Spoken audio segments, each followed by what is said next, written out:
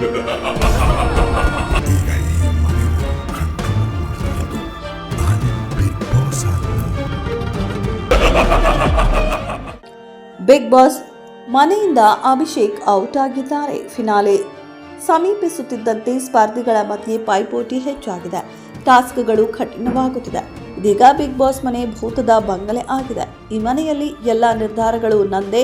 ಈ ಮನೆಯನ್ನ ಕಂಟ್ರೋಲ್ ಮಾಡ್ತಾ ಇರೋದು ಬಿಗ್ ಬಾಸ್ ಅಲ್ಲ, ವಿಲನ್ ಅಂತ ಬಿಗ್ ಬಾಸ್ ಅನೌನ್ಸ್ ಮಾಡಿದ್ದಾರೆ. ಕಳೆದ ಸೀಸನ್ನಲ್ಲಿ ಚೈತ್ರ ಕುಂದಾಪುರ ಅವರು ಭೂತದ ವಿಚಾರಕ್ಕೆ ಸಖತ್ ಹೆದರುಕೊಂಡಿದ್ದರು. ಈಗಲೂ ಚೈತ್ರ ನಡುಗಿದ್ದಾರೆ. ಇಡೀ ಮನೆಯೇ ಈಗ ಭೂತದ ಮನೆಯಾಗಿದೆ. ಸದ್ಯ ಈ ಪ್ರೋಮೋ ವೈರಲ್ ಆಗುತ್ತಿದೆ. ಗಿಲ್ಲಿ ಲುಕ್ ಅನ್ನ ಫ್ಯಾನ್ಸ್ ಶೇರ್ ಮಾಡ್ತಿದ್ದಾರೆ. ಅಷ್ಟೇ ಅಲ್ಲ, BBK 10ರ ಏಂಜಲ್ಸ್ ವರ್ಸಸ್ ಡೆಮನ್ಸ್ ತಂಡದ ಟಾಸ್ಕ್ ಅನ್ನ ಹೋಲುತ್ತದೆ ಎಂದು ಕಮೆಂಟ್ ಮಾಡಿದ್ದಾರೆ. ಇದು ಹೆಚ್ಚು ಚರ್ಚಿಸಲ್ಪಟ್ಟ ವಿವಾದಾತ್ಮಕ ವಾರಗಳಲ್ಲಿ ಒಂದಾಗಿದೆ. ಕಾರ್ತಿಕ್ ಆ ವಾರ ಪಾತ್ರದಲ್ಲಿ ಚೆನ್ನಾಗಿ ನಟಿಸಿದ್ದರು ಎಂದು ಕಮೆಂಟ್ ಕೂಡ ಮಾಡುತ್ತಿದ್ದಾರೆ.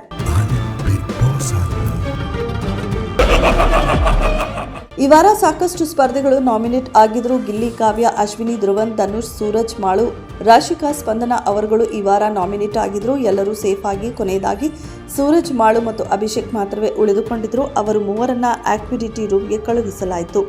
ಮೂವರ ಮುಂದೆ ಸೂಟ್ಕೇಸ್ ಇಡಲಾಗಿತ್ತು. ಸೂಟ್ಕೇಸ್ನಲ್ಲಿ ಅವರ ಎವಿಕ್ಷನ್ಗೆ ಸಂಬಂಧಿಸಿದ ಬೋರ್ಡ್ ಇಡಲಾಗಿತ್ತು. ಅಭಿಷೇಕ್ ಅವರ ಸೂಟ್ ಕೇಸ್ನಲ್ಲಿದ್ದ ದಿ ಎಂಡ್ ಎಂದು ಬರೆದಿತ್ತು. ಅಲ್ಲಿಗೆ ಅಭಿಷೇಕ್ ಅವರ ಆಟ ಅಂತ್ಯವಾಗಿದೆ. ಈಗ ಈ ಮನೆನ ಕಂಟ್ರೋಲ್ ಮಾಡ್ತಿರೋದು ನಾನೇ ಬಿಗ್ ಬಾಸ್ ಅಲ್ಲ.